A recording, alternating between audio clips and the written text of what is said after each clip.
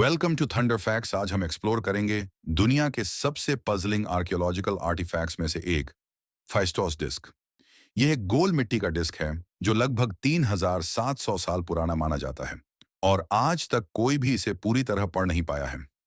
यह डिस्क 1908 में Greek island क्रीट के एंशिएंट पैलेस फाइस्टोस से 1908 में ग्रीक आइलैंड क्रीट के एंशिएंट पैलेस फाइस्टोस से मिला था।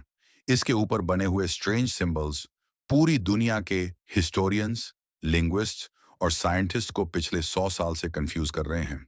डिस्क के दोनों साइड्स पर स्पाइरल पैटर्न में छोटे छोटे पिक्टोग्राफिक सिंबल्स बने हैं। Human figures, birds, fish, plants, shields, tools और एब्स्ट्रैक्ट शेप्स।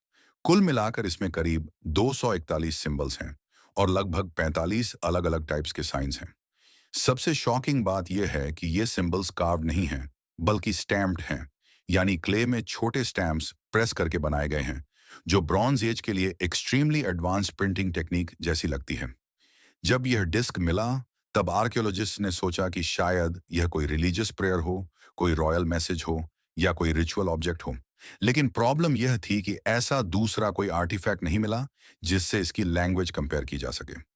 नॉर्मली जब कोई लैंग्वेज होती है तो उसके कई एग्जाम्पल्स होते हैं, टैबलेट्स, इंस्क्रिप्शंस, कॉइन्स। लेकिन फाइस्टोस डिस्क कंप्लीटली यूनिक है। यही वजह है कि इसे डिकोड करना इतना मुश्किल है। लिंग्विस्ट्स ने इसे कई लैंग्वेजेस से कंपेयर किया, मिनोअन, लुवियन, हिटाइट, सेमेटिक, इंडो यूरोपीय, लेकिन कोई मैच परफेक्ट नहीं बैठा। कुछ स्कॉलर्स मानते हैं कि यह सिलेबिक स्क्रिप्ट हो सकती है, जहां हर सिंबल एक साउंड रिप्रेजेंट करता है, लेकिन इसका ग्रामर अभी अननोन है। इस मिस्ट्री को और डीप बनाता है ये सवाल कि क्या ये डिस्क जेन्युइन है या फेक। कुछ स्केप्टिक्स ने सजेस्ट किया कि डिस्कवरर लुइजी पेर्नियर ने शायद इसे खुद बनाया हो, लेकिन मिट्टी की केमिकल कॉम्पोजिशन, फायरिंग टेम्परेचर और एक्सकवेशन लेयर ब्रॉन्ज एज से मैच करती है, जिससे इसे मॉडर्न फेक साबित करना बहुत डिफिकल्ट हो जाता है। मॉडर्न फोरेंसिक एनालिसिस जनरली इसे ऑथेंटिक मानता है। कुछ फ्रिंज थियरीज इसे अटलांटिस, एलियंस या लॉस्ट एडवांस्ड सिविलाइजेशन से जोड़ती हैं। मेन स्ट्रीम साइंस इन आइडियाज को रिजेक्ट करती है, लेकिन ये मानती है कि डिस्क अपने टाइम से टेक्नोलॉजिकली एडवांस्ड लगता है, खासकर इसकी प्रिंटिंग स्टाइल प्रोडक्शन के कारण। इससे ये आइडिया स्ट्रांग होती है कि एंशिएंट सिविलाइजेशंस हमारी इमेजिनेशन से कहीं ज्यादा क्रिएटिव और इनोवेटिव थीं। ये डिस्क आज भी हेराक्लियन आर्कियोलॉजिकल म्यूजियम में रखा हुआ है। थाउजेंड्स ऑफ विजिटर्स इसे देखते हैं, लेकिन इसे पढ़ कोई नहीं सकता। ये डिस्क एक साइलेंट मैसेज की तरह है, हमारे एंसेस्टर्स से हमें रिमाइंड करने के लिए कि ह्यूमन हिस्ट्री में अभी भी बहुत कुछ अननोन है। फेस्टोस डिस्क हमें यह भी सिखाता है कि एंशिएंट ह्यूमंस सिर्फ सर्वाइव ही नहीं करते थे, बल्कि लैंग्वेज, आर्ट और कम्युनिकेशन क्रिएट करते थे। ये डिस्क शायद एक प्रेयर है, शायद एक सॉन्ग है, शायद एक लॉ है, या शायद कुछ ऐसा है जो हम अभी समझ ही नहीं सकते। शायद फ्यूचर में AI pattern recognition, quantum analysis या नई आर्कियोलॉजिकल डिस्कवरीज इसे डिकोड कर पाएंगी। लेकिन तब तक फेस्टोस डिस्क दुनिया की सबसे फैसिनेटिंग अनसॉल्व्ड मिस्ट्रीज में से एक बना रहेगा। फाइस्टोस डिस्क को लेकर एक और इंटरेस्टिंग एंगल है, इट्स मैन्युफैक्चरिंग प्रोसेस। साइंटिस्ट ने जब डिस्क को माइक्रोस्कोप और एक्सरे से एनालाइज किया, तो पाया कि इसके सिंबल्स इंडिविजुअली प्रेस किए गए हैं, यानी हर साइन एक अलग स्टैम्प से बनाया गया था। इसका मतलब यह है कि उस समय किसी ने कम से कम 45 अलग अलग स्टैम्प्स बनाए होंगे। यह अपने आप में ह्यूज प्लानिंग और क्राफ्ट्समैनशिप को दिखाता है। यह कैजुअल काम नहीं हो सकता, यह किसी ऑर्गेनाइज्ड सिस्टम का हिस्सा रहा होगा, जैसे किसी एडमिनिस्ट्रेशन, टेम्पल या एलीट ग्रुप के लिए बनाया गया ऑब्जेक्ट। अब सवाल यह है कि अगर ये इतनी इंपॉर्टेंट चीज थी, तो इसके कॉपीज क्यों नहीं मिले? नॉर्मली अगर कोई ऑफिशियल लैंग्वेज या रिचुअल टेक्स्ट होता, तो उसके मल्टीपल एग्जाम्पल्स मिलते। कुछ स्कॉलर्स सजेस्ट करते हैं कि शायद ये डिस्क एक सेरेमोनियल ऑब्जेक्ट था, वन टाइम रिचुअल के लिए बनाया गया, जैसे किसी स्पेसिफिक फेस्टिवल या कोरोनेशन के लिए।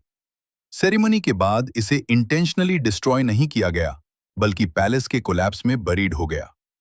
एक थ्योरी ये भी है कि ये डिस्क एक इनिशिएशन टेक्स्ट हो सकता है, किसी सीक्रेट कल्ट या रिलीजियस ग्रुप के लिए बनाया गया, जिसे सिर्फ इनिशिएट्स पढ़ सकते थे।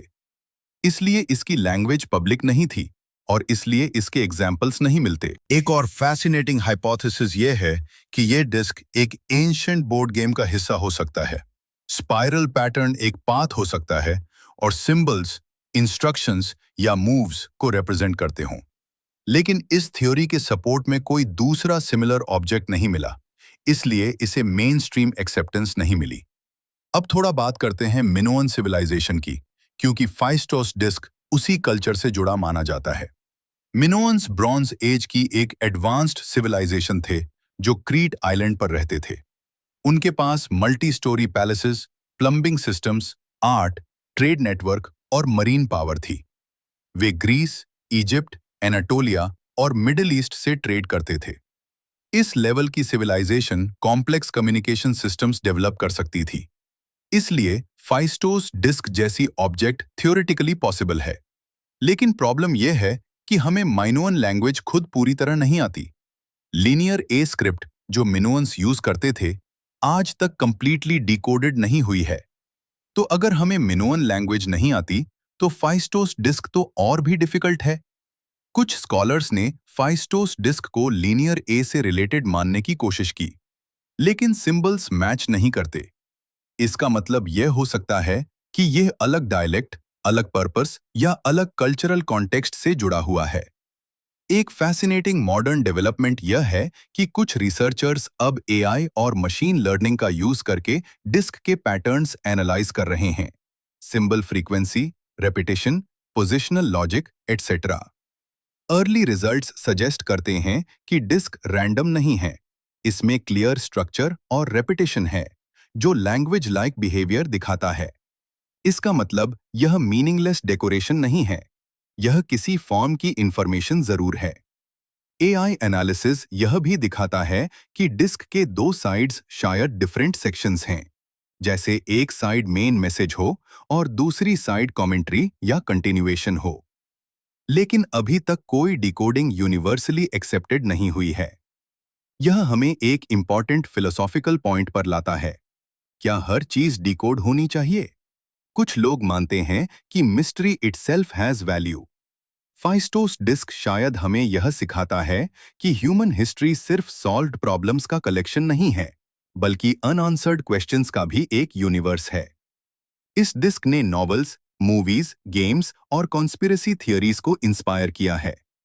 Indiana Jones style stories, alien contact fiction और लॉस्ट सिविलाइजेशन मिथ्स में इसका रेफरेंस मिलता है। यह पॉपुलर कल्चर का हिस्सा बन चुका है। लेकिन रियल लाइफ में यह एक साइलेंट ऑब्जेक्ट है। मिट्टी का एक छोटा सा डिस्क जो म्यूजियम में रखा है और हर दिन हजारों लोग उसे देखते हैं, बिना उसे समझें। और शायद यही इसकी सबसे पावरफुल क्वालिटी है। यह हमें ह्यूमिलिटी सिखाता है। यह हमें याद दिलाता है कि हम सब कुछ नहीं जानते और शायद कभी नहीं जान पाएंगे। और यहीं आकर फिस्टोस डिस्क की कहानी हमें एक बहुत गहरी बात सिखाती है। ये डिस्क सिर्फ एक आर्कियोलॉजिकल ऑब्जेक्ट नहीं है, यह एक रिमाइंडर है कि ह्यूमन हिस्ट्री में अभी भी बहुत कुछ ऐसा है जिसे हम नहीं समझते।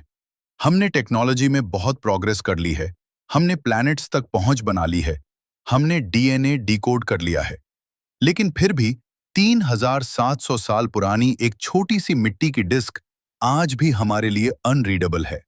शायद फ्यूचर में एआई, क्वांटम एनालिसिस या नई आर्कियोलॉजिकल डिस्कवरीज हमें इसका मीनिंग समझा दें। शायद हमें कभी पता चले कि यह एक प्रेयर था, एक सॉन्ग था, एक लॉ था, या किसी फॉरगॉटन सिविलाइजेशन का मैसेज था। या फिर शायद यह हमेशा एक मिस्ट्री ही बना रहेगा। और शायद यही इसका असली पर्पस है, हमें यह याद दिलाना कि इंसान हमेशा लर्नर रहेगा और अननोन हमेशा रहेगा।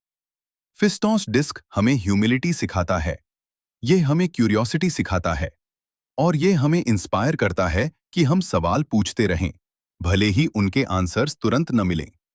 तो अगली बार जब आप किसी म्यूजियम में किसी एंशिएंट ऑब्जेक्ट को देखें, तो याद रखिए, वह सिर्फ पत्थर या मिट्टी का टुकड़ा नहीं है, बल्कि हजारों साल पुराने इंसानी विचारों और सपनों का एक साइलेंट मैसेज है।